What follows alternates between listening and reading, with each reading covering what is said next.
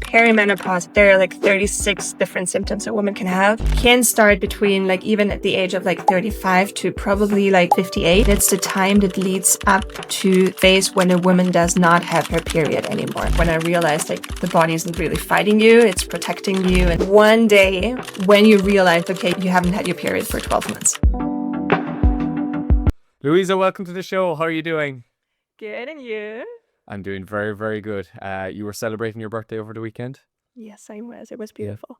Awesome. Glad to hear it. A nice trip to New York is always good. I was just there myself actually a few weeks ago. So yeah, good fun, good city.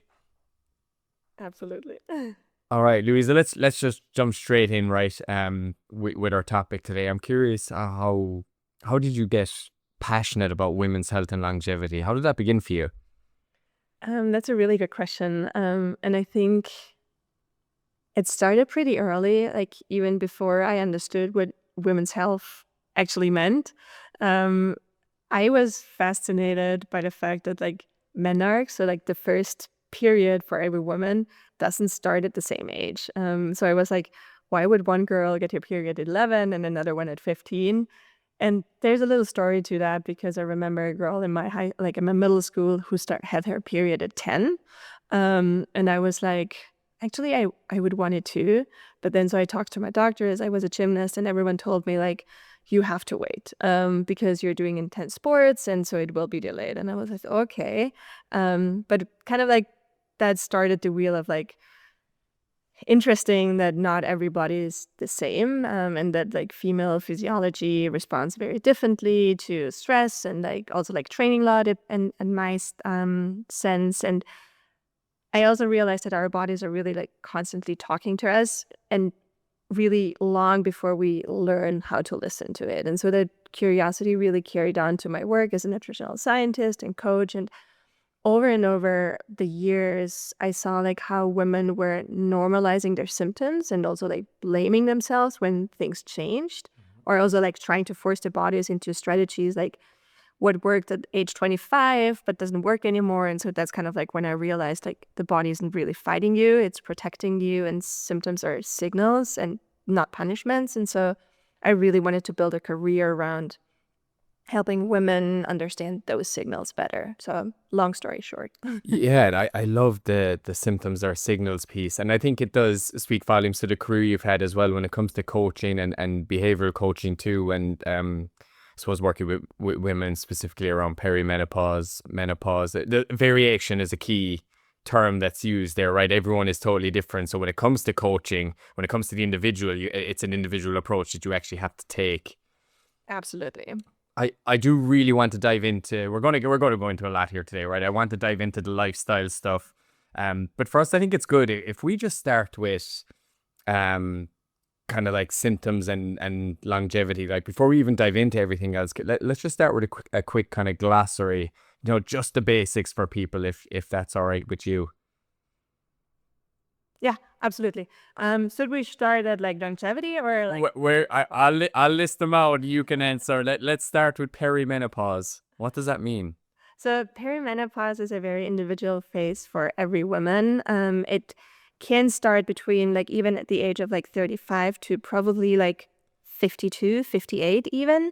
It's a very long time, unfortunately, or it can be a very long time for every woman. And it's the time that leads up to the phase when a woman does not have her period anymore.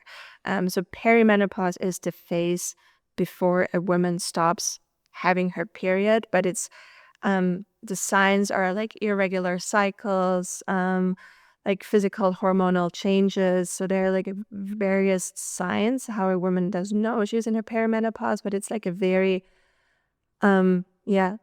very undefined quote unquote stage of a woman's life. Okay. It has a long time. Okay, so it's kind of the transition phase when your hormones start to shift, but the cycle can still be happening. Yes, the cycle can still be happening. And I think it's also important if we're talking about perimenopause, it's a transitional phase. And menopause is actually, strictly speaking, just one day. It's like the day when you haven't had your period for 12 months. So you only know that you are like that you have had your menopause when you realized, okay, you haven't had your period for 12 months, right? So that's kind of like the weird thing about it. Okay, so menopause is the milestone, a full year without a period. Yes. And then, I mean, post-menopause, if we want to dive into that, what does that stage look like? So post-menopause, unfortunately, you can still experience some of the symptoms. Many women do. So it doesn't mean that once you didn't have your period for 12 months, all the symptoms drop. And when I talk about like symptoms, as I said, like irregular cycles, also unfortunately hot flashes, weight gain, headaches, like even shoulder issues. Like there are like 36 different symptoms a woman can have. And so post-menopause means you haven't had your period for more than 12 months. You may still have those like you probably still have hormonal fluctuations, but they're easing out, right? It's kind of like we as women become closer to men in our post-menopause phase, because like the estrogen and progesterone fluctuations Yeah. flatten out. Oh, you were right on cue with me here. Let's talk hormones for a minute. Like, what role does estrogen or estrogen play? So estrogen and progesterone, they are, I would say, the most important hormone when we talk about like cycles. I mean, there are others, but when we talk about cycle health, estrogen is the hormone that preps our uterine lining so that we can actually be able to get pregnant, right? And it does fluctuate throughout the cycle, even before like perimenopause. It's kind of like we need it to get pregnant. We need it to have our period. And estrogen usually is a little bit higher in the first half of the cycle. We always talk about like cycle halves. First half of the cycle, estrogen is higher. Second half of the cycle, progesterone is higher. And progesterone then is, some women also notice it that they tend to get more tired, or like they don't have that much energy. They also may feel hungrier because progesterone is actually the hormone that prepares our bodies to, for example, have a healthy pregnancy, right? So we need that. So it kind of like stores the energy. And so that's kind of like the explanation of why women during the second half of the cycle sometimes have those cravings, right? Why they like crave chocolate, or also why they feel like they want to stay home more, because progesterone is the hormone that makes us feel like more cozy and like the winter hormone, quote unquote. I saw that actually. It's kind of like a calming hormone, you know, and Yeah, pretty sure I came across there's kind of links to sleep and anxiety yeah, when it comes to progesterone as well. Um, w- exactly. we're going to go deeper later, but for now, what is HRT in very simple terms? It is one way. HRT stands for hormone replacement therapy, and it is a way to help a woman ease out or like make those hormonal changes feel better, because I think I forgot to mention that those fluctuations, they don't happen, like they don't follow a specific pattern, especially when you're in your perimenopausal phase. They can like fluctuate very much. And so the symptoms that women experience are worse, for example, like for 2 weeks, and then they are not as bad. So it does cause those symptoms to happen, the fluctuations, and the HRT actually mimics some of the hormones and makes it easier to go through these transitions. Most of the HRTs, they focus on estrogen, so to help a woman mimic a natural cycle a little bit more, I would say. Okay. And I think the final definitions that we should bring up throughout the conversation, we're probably going to use terms like health span or lifespan. So I guess just for the audience to briefly describe the difference, you know, and the lifespan, I suppose, in short, is like how long you actually live, Exactly. but then your health span, just how well did you actually live during that time as well. Perfect. Yeah, that's the perfect way to describe it. Awesome. Fundamentals nailed. Let's just talk about how this shows up in real life for people, right? The symptoms, the confusion that we dive into, and I guess why so many women tend to feel lost even when there is so much information out there. That's why I'm really happy, Louisa, that people like you are actually having these conversations as well. I think it's probably one of the most important points we are going to hit on today's talk. But my first question, like, what early signs of perimenopause do most women often overlook? That's a really good question. I feel most women, when they think about like perimenopause, they only think of like hot flashes. But sleep fragmentation, like changes in your sleep patterns, or also like shifts in your mood, or also like anxiety, they are really good signs already of like that you may have entered your perimenopause. But also like one sign a lot of women don't even notice, it's called like, hold on, I think it's called cold shoulder, or like women sign it like cold shoulder is like having some stiffness in your shoulders. This can also be a sign of like perimenopause. It's one of the less common symptoms, but still one thing that can, like if you are around like your mid 40s, you notice like some issues with your shoulder, that may actually also be a sign that you have entered the perimenopause. Yeah, and this is actually where you mentioned, right? You said there was like 36 or 37 potential symptoms, whereas we tend to think of hot flashes as like the one. But I suppose they don't even, they're just one of the symptoms, right? They don't even show you maybe how far in you are or anything like that. Exactly. And also, unfortunately, there is no strict pattern that like you will experience as a woman. Like you will not always start with like hot flashes and then you notice like sleep fragmentation issues, and then you have like the sugar cravings. Like every woman experiences the perimenopause in a different way, and some women may not even experience hot flashes, others may, right? So it's like very, very individualized how the one woman experiences her perimenopausal Do, transition. Yeah. do we know why? Um, there are there are some studies that show there may be like some genetics underlying that can help explain those, but there's no specific explanation to it. And also what I think like what one aspect that can women help understand if they are in the perimenopausal transition or not is, if possible, and if their mom is still around, have a conversation with your mom, because um, the way your mother went through perimenopause, it is very likely that you will have very similar experiences. So, for example, if your mother entered like perimenopause when she was like 43, and you are like around 42, 43 now, and you're a little unsure, maybe have the conversation with your mom to understand what she was going through, because as a daughter, you will probably have a very similar experience, unless like it was medically induced, right? So that's another thing. I think that's such good advice as well, especially if we're saying there's a big genetic component to all of this. Um, why is perimenopause still so taboo to talk about? It's, on the one hand, I feel like, and I agree, it is still taboo, but I feel like it has gotten a lot more attention over the last years, which I think is great. But I also feel like because there's so much uncertainty around it, that people, it's still kind of like you need to push through, right? It's like, it's, well, everyone has stress, right? So like, why would I talk about it, right? So it's kind of like, we are all in the same boat, but we aren't. Yes, we are in the same boat, but we have different experiences, right? So I feel like the taboo is really because some people don't want to share the experience, and also it may for them be a sign of weakness, or also maybe they don't want to accept it that they are in the perimenopausal phase, because it is still very like stigmatized that your life is over. So I feel like that's kind of like another aspect of like the social component to the conversation, that women do not necessarily want to talk about it. And also, for example, like one of the signs is loss of libido, or also like a dry vagina. And a lot of people don't want to talk about it, right? So I feel like that's a big aspect there too.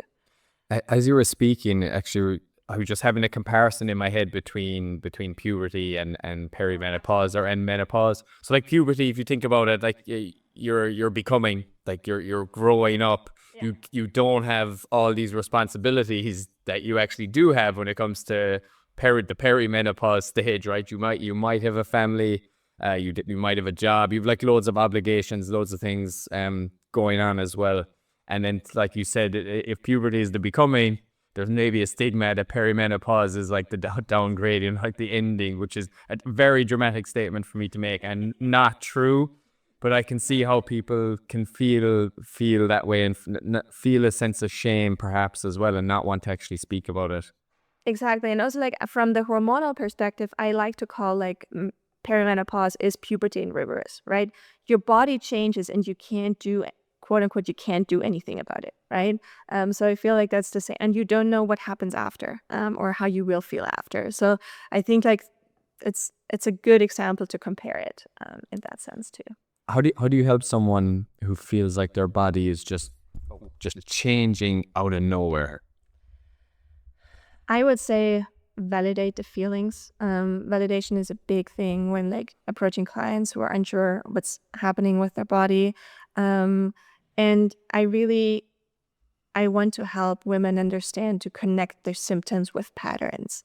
For example, like also in creating like lasting habits, because women are often trying to really push through because they think the problem is discipline, but it's really the environment that shapes your habits far more than your willpower does. So if we are able to make small shifts in the environment and structure, um, habits, and also understanding what our body is signaling us becomes a lot easier. So validation is a big thing, and empathy.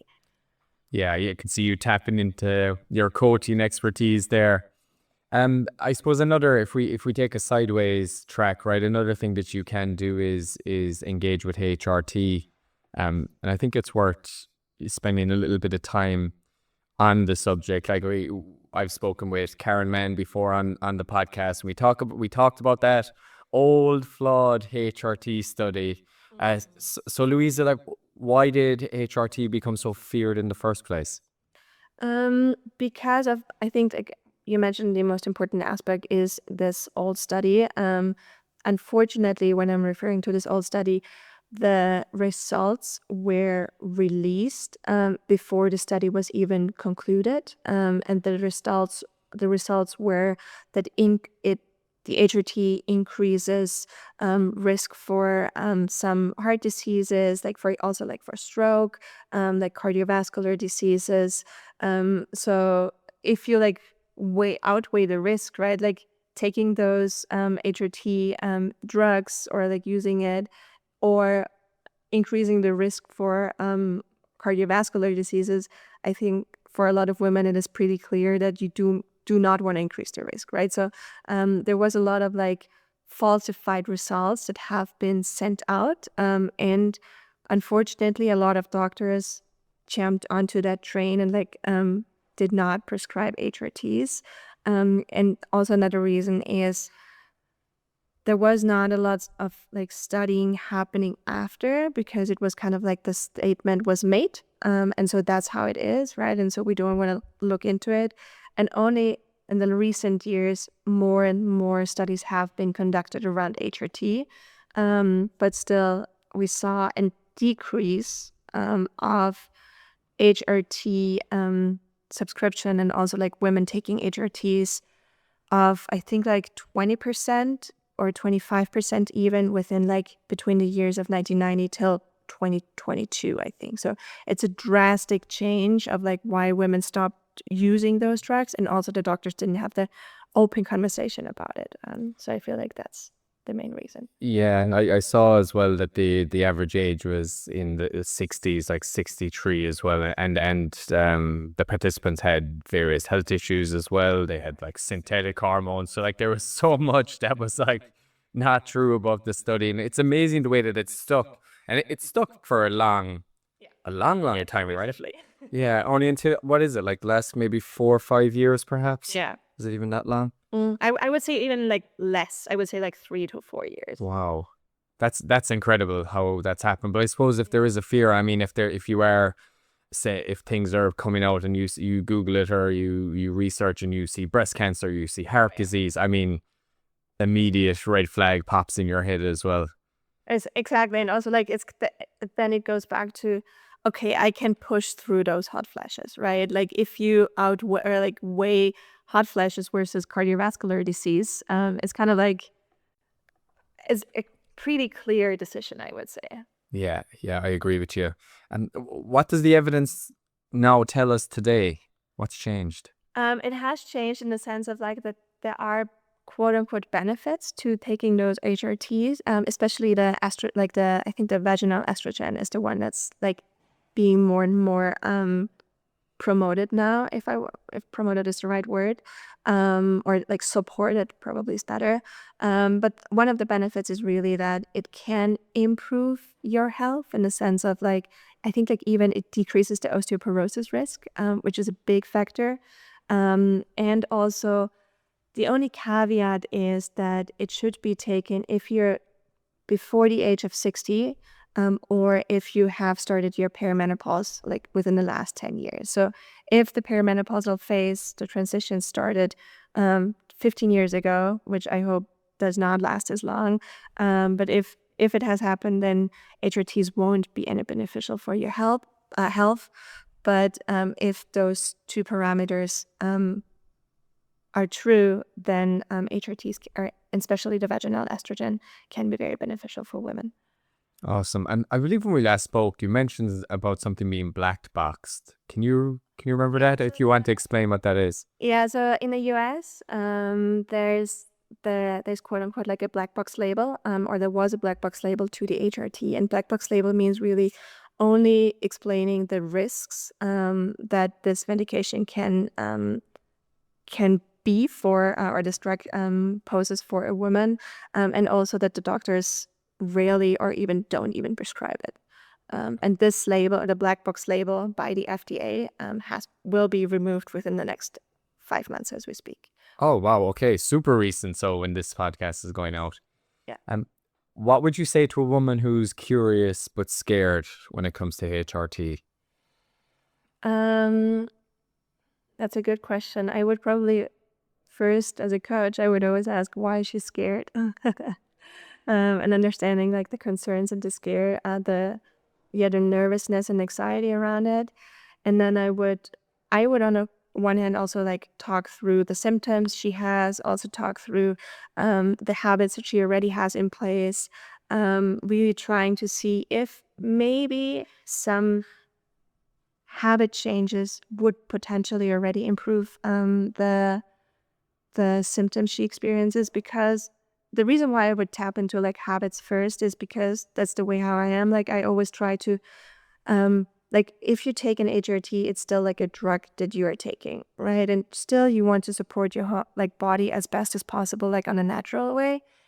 But if she has already done many things right, then I definitely would say let's tap into the HRT and look further and understand why she's still concerned about it. But before taking any supplements or even like HRT or any drugs, I would always focus on lifestyle habits first. Awesome. And when it comes to healthcare providers, is there anything that women can do in that space? You know, can they advocate for themselves in any way when it comes to working with their healthcare provider? Yeah, I would always say like ask questions. I mean, sure, like ChatGPT or like any AI platform, they provide information, and I love that for them. But always ask challenging questions in the sense of like you want to understand where your healthcare provider is coming from, like what intentions they have, and if also ask for a second opinion. Like if you do not feel comfortable with the opinion you or like with the answer you have received, it's totally fine if you ask for a second opinion, and then make your decision based on that. Yeah, I actually really like that shift when it comes to working with healthcare providers. Like, say, my parents' era, whatever the doctor said goes. Like, they know best, no questioning. Whereas now I think we have so much information out there. It's okay. And it's not to go in and say, hey, you're so wrong. I need to do X, Y, Z. But it's just to have that open dialogue with your doctor. And they want that too. I think they crave that and would appreciate that too. All right, Louisa, longevity. Let's have a little discussion around that. How do you define longevity? So I may have like a very, not very, but a different understanding of longevity because so longevity means like living longer. But I like to say like longevity is a sexy word now for prevention. Because for me, longevity is not really about living forever. It's really about spending more of your life feeling good and strong and like, yeah, just the best way you can. So I would say longevity is just another way of like prevention. And I also feel like that a lot of people and also like women overestimate the complexity of longevity. Yeah, well, can you tell me more about that?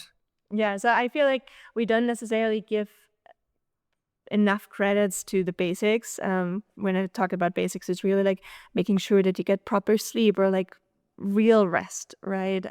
Make sure that you move your body. And with move your body, I don't mean like exercising really hard, but really like daily movement.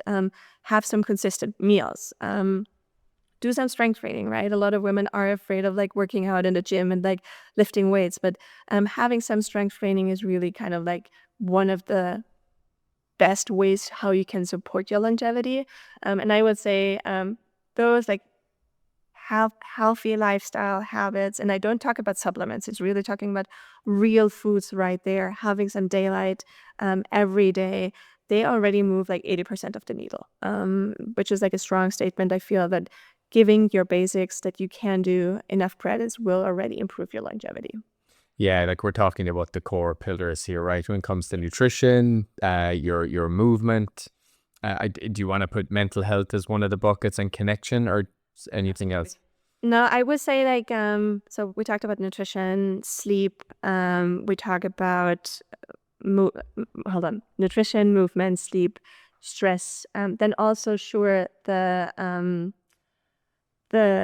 like drugs in the sense of like alcohol, and also smoking or like cigarettes, and kind of like those is like something that you need to be mindful of. And then absolutely human connection, because you I mean, if you don't have any human connection, quote unquote, what is the joy of life, right? Like if you can't share your happiness with someone, then yeah, I feel like connection is really important there. Yeah, how important are connection and community for long-term health? Very important, I would say. I mean, there are even studies, and please don't quote me by the numbers, but if you look into like the blue zone areas, I'm not sure if you're familiar with those, but those are like the areas where people get really old. They have healthy connections in place, right? It's not necessarily family. It's really quote unquote the family you create for yourself. Really having the connection with like older people or like even younger ones, because they also keep you younger, right? Like there's a saying to that like if you have kids or grandkids, you are a little younger yourself because you want to be able to play with them. You want to be able to lift them off the floor or like chase them or like play soccer in the backyard or whatever. So I feel like those are really important aspects of like connection. And also like if you're grieving, for example, right? Like if you're losing someone, you want to be able to have like high quality connections that you can talk through your experience. Yeah, in Ireland we're kind of notorious for our funerals. Like literally, if a person passes away, like literally the next day, people are coming shaking hands with you and offering condolences. And when you do lose a loved one, it's a blur, right? You're kind of in a daze almost. But then at the same time, I think it's exactly what some people need, right? They have a whole community behind them, supporting them instantly. If like you're not waiting, I know in England sometimes they wait like 2 weeks before they do that. So you're kind of left stewing in grief by yourself. That's kind of a side note. I think with studies, on loneliness and whatnot, I think you can see like how important the connection and community really is. And that's why things like running clubs and all those kind of, we've high rocks now is kind of a big thing. It used to be the pub back in the day. Like these are all considered third spaces, like spaces where you actually connect and spend time together. And I think you can see in all those popping up, like there is some kind of underlying tone where people are wanting to stay connected in a world that's like more isolating and digital than ever. And I think like it's very important what you just mentioned is like environment matters, right? I would say like environment matters sometimes even more than discipline. Like if you live in an environment where you, for example, have a community where you can go like out for work, or that where you find your people, it's so much easier also to stick to certain routines because you commit to them. You really want to like see your friends, right? So I feel like environment is a very, very big aspect when it comes to also like connections, or general speaking, like healthy habits. How do you encourage people to stick with the core pillars, let's just say when they've got put on HRT? So I know there might be something out there. I have the drug now, or whether it's like the GLP-1 space at the moment, I have Ozempic or Wegovy, like I have it, so I don't need to actually do anything else. But the truth is, you still need the core pillars in place. How do you navigate that with with a client? I would like one of my first question is always like finding things that are easy, right? And with that, I mean, for example, like I do have, just as an example, I'm a nutritional scientist and dietitian, but I do have a sweet tooth, right? So if someone would tell me like I would never be able to eat any cake anymore, I would not be able to stick to it, right? But if someone tells me like I'm not allowed to have like any chips or like any salty snacks, I'm totally fine, right? So I really would want women to understand like things that come easy to them and they are happy about, and also understanding the why. I mean, we learn about that a lot, but understanding the why behind it, right? Like what is really the underlying motivation that someone wants to do it. And another aspect, and maybe that's like just so one thing I really would encourage women is understanding the why behind it, and also accepting that life happens, in the sense of like it's okay that you do like it's not always like perfect, right? Like one chaotic week doesn't really undo the progress you have had. A lot of people think about like black white and like if they haven't done this like once, then it's like all over and it's like doomed to fail, right? So I really want to help women understand that life happens, that longevity and health comes from patterns and not really from perfection. So I would say that is kind of like what I'm trying. I would work with women to understand, to build those systems that fit the actual life. And again, that's then where the environment happens. Awesome. And when it comes to movement, I presume there's a small bit of maybe dissonance or misunderstanding when it comes to strength training for women, particularly in midlife. Like, why is strength training so critical in this phase of life? I would say strength training is, you should, hold on, how to describe this best? So like from a physiological perspective, muscles are metabolically active tissue, which means that it increases the energy you need, which is also like a good thing, right? Like you can quote unquote eat more because you have more muscles that really need the energy. So on the one hand, understanding the concept of like why muscles are important is big. Also understanding that muscles, they are the structures around our bones. So they also prevent us from like bone injuries, right? Like if you have enough muscle mass, it's easier to recover from any bone fracture or like don't even have a bone fracture because we do have the muscles around. So another like physiological benefit to that.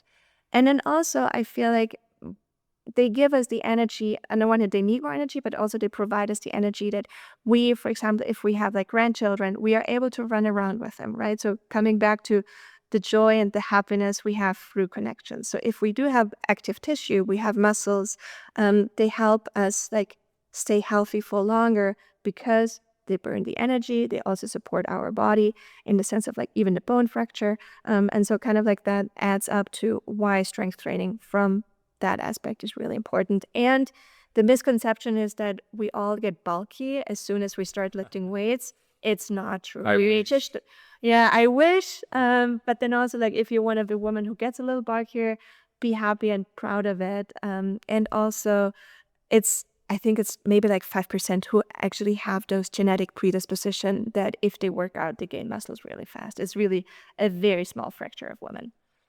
Are women too old to build muscle at after 40? No. Tell me more.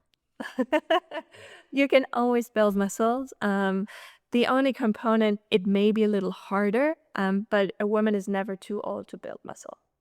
Yeah, and I suppose strength training too in that aspect, like if you look at it as I'm not going to get any benefits, like it totally a huge misconceptions. I think it's literally, it's almost like medicine during that stage as well. I assumed, it can probably, like you said, it improves your energy, so your metabolism, protecting your bones that you mentioned, supporting your joints, boosting your mood, reducing injury risk, allowing you to play with your grandkids. Like it allows you to do a lot of things that you want to do as you're aging.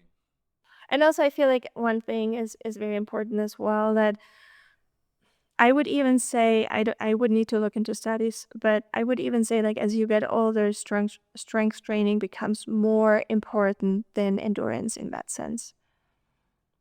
I'd fully agree with you because when estrogen's reducing, right, I presume that will lead to some muscle atrophy. So it is probably more important than ever to be able to doing weights. And we're not talking about lifting like super serious heavy weights, just resistance type training, right? You can just have your lighter dumbbells, whatever you like as well. It doesn't have to be this really heavy weight that you're always lifting. Exactly. And also like if you have never done any strength training, I would also say like start with body weight exercises. Also, you don't need those like terrifying machines in the gym. Actually, they are built more for like an average man who is like 175 centimeters. So really they are built for men who are a little wider, like a little taller. So those gym machines, they are actually not made for women. So please, if you're afraid, don't even step on those machines. Use your body weight. There are amazing YouTube videos or like workouts or other companies who do those workouts at home. And turn on some great music or whatever you need. Or also find a friend who would love to start the journey too. Really start easy, and then as soon as you build more muscles, you feel more confident, that you feel more confident going into the gym, lifting those little weights as well. Yeah, that's consideration I never even thought about, is who the ideal prototype is for those machine weights. I appreciate you bringing that up as well. And it can be really daunting if you haven't been in a gym either. You know, it can be a scary place depending on your base, right? But I don't know. I just tell people, most people are in there to focus on themselves, not to be looking around at you. You know, everyone's in there doing their own thing. You kind of mentioned how those that equipment is specifically set up, and it actually got me thinking about ironically about data and kind of, how would you call it, just technology these days, right, that we tend to use. So I know you'll have the glucose monitors. I mean, we can extend it when we talk about the pillars, right? We have sleep monitors, we have step monitors, those smart watches, like you name it, there's some, we can track it in some way, right? So we have more data than ever. But why are people more confused at the same time?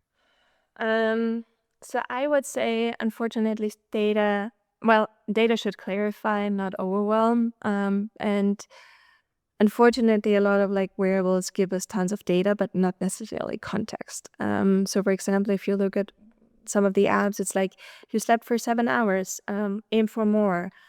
And it's great that you know this, but like, what do you actually do? And so I really want to encourage people to track what really matters to them and not necessarily everything. I would say focus on the metrics that shift symptoms, for example, like understanding your glucose patterns, but then also not only looking into the curves, but having real conversations with an expert to help you understand your individual response to those patterns, or like understanding those patterns better. Because as I said, like data can be a lot and you can receive a lot of information, but I would say it's still a blind spot that a lot of like companies have not really nailed the aspect of behavior change through data, like really combining it. Yeah. So do women really need perfect glucose scores? No. I would say, what is a perfect glucose score, right? Yeah. Yeah, I don't know either. So that's the thing, right? We know, for example, that women have a different glucose response in the second half of the cycle. That is a fact due to the hormones. But then it comes back to, what does this information actually do, right? And if, for example, if you crave some sweets, knowing this can already help you get like buy different groceries when you go shopping, right? Like being aware of that is like, again, it's this awareness piece. And as I said, like I am a nutritional scientist, dietitian myself, and I don't have quote unquote the perfect glucose scores all the time, because I also want to enjoy life, right? So I feel like that is like knowing what your glucose does is really cool, because it can be an insight into your body, but it is not everything, as I would say. Like there's more to that. So how do you find a balance between kind of AI-led insights and human coaching? I would say AI-led insights can be a great way to look into your body because coaching can't in that sense, right? Like we can only, as a coach, we can only make estimations and assumptions. But if you have like those data and then the AI supported explanation, it can be a great kickoff. But then adding the human connection through the coaching will, I'm pretty confident that it will lead to more sustainable behavior change because also your human coach will hold you accountable and the AI coach most likely won't. They just agree with you all the time. Yes, you are doing a great job. Exactly. Oh, very good. Let's spend a little bit of time, Louisa, talking about, just sustainable habits. Because I know sometimes we tend to treat our health as seasonal, right? I think you have the classic, the New Year's resolution, summertime or bikini season. We base it around the holidays. Like, why do we treat health as seasonal from your point of view? Um, that's a really good question. I feel like it's really because of the environment and the systems we have around ourselves. And also like what media sometimes suggests, right? Like, or also like Christmas is like, it's coming up, right? So everyone is thinking about, okay, what do I want for Christmas? And then a lot of those gadgets and trackers, they are very expensive. So it's a perfect Christmas gift. And then you wear the tracker and then it's like January 1st, you start with the New Year resolution because everyone around you does it. So you do have like this little spirit. But then life happens, as I mentioned earlier, and you kind of like fall off, right? Like all of a sudden, quote unquote, all of a sudden you have to go back to work and you cannot keep up those habits that you just like had after like between January 2nd and January 4th or whatever. And also I feel like because, as I mentioned earlier, another reason why those health as a season is because we want too much at once. We really want to like lose weight, like 10 kilos within like, I don't know, between March and May because the bikini season starts. We do have a big event and we don't necessarily see health as like something that we, or like the health in sense of like bikini shape is not necessarily something that we see as a insurance into our longevity, right? I feel like that's probably the biggest issue, that on the one hand we want too much at once, and we don't necessarily understand that we live with our bodies forever, hopefully, and so it's kind of like our companion, and we should treat our companion well and not working for the looks, I would say. Yeah, I love what you're saying there too. Like when those seasonal events come around too, we're often super high motivation and that wanes, right? That doesn't stay increasing. It doesn't stay high all the time. It fluctuates. And I love what you said about the environment and the systems. Like if they're not in place, the way you were describing the seasonal one, right? We're actually on someone else's system we're in their environment and that's not sustainable for you. So I think building those as well can just really help you. It's like you said, it's not a period of time. It's just like a long term. It's a lifestyle thing that you're trying to do and integrate it seamlessly into your life versus having these peaks and troughs. Now it'll change, 100%. It'll change, but having those core pillars like nailed down, like you were saying, is going to be really, really important. And also, I feel like it also goes back to what I mentioned earlier. Like sometimes, especially we as women, I'm not sure about you as men, but we tend to like focus on things that worked when we were like 25, right? Like we just didn't eat for 2 days or whatever, and then all of a sudden our belly was gone. That does not hold true as soon as you get older. Like it even changes when you're like 30, when you're 35, your metabolism changes. So it's really understanding that our body, like it continuously evolves, which is actually really nice because you can also see it like as a recalibration, and really understanding your body better and not really tapping into like those 5-day diets or whatever. Yeah, that's something to be embraced, I think, as well. And if someone feels overwhelmed, like what's one small thing that they can start with today to build more of a sustainable lifestyle? That's a good question. I would say One thing. Probably eat a protein-rich breakfast. That is a key one. How about my current protocol of eating no breakfast, which is absolutely terrible. I need to get back into it. Yeah, protein-rich breakfast is actually a good, pretty salient advice, and it kickstarts you for the day too, right? It gets you making the right decisions straight away. Yep. Awesome. Exactly. Louisa, just as we wind down, if there's one message that you want women to take away from this episode, what is it? I would say one message. Make decisions based on how you want to feel and not how you want to look. That's where like sustainable habit change comes from. Okay, one decision based on how you want to feel and not how you want to look. Awesome. Yeah, I appreciate you bringing that up because it can be a really difficult time as we age. Like, not just obviously very difficult for women during menopause as well, but Joe, even as I'm aging, like the hairline slightly receding, wrinkles coming in, it's not easy for us to grapple with that. But I really like how you focus on the feeling of you versus something. For the most part, it's relatively outside of our control anyway, right? There's not too much that we can do. And that also then leads into the fact that like health is built in patterns, right? And not perfection. And like from that statement, you can like get into a lot of other aspects too. Yeah, 100%. Is there anything that we haven't brought up that you think is very important before we close out? I would say again, like tapping into like the feeling, in the sense of like listen to your body signals earlier and not later. Your body probably gives you clues long before the symptoms really feel dramatic. So as soon as you notice something is shifting, take time, listen to it, and then have an honest conversation with your provider. Also talk to some of your friends. Maybe they have had some similar experience.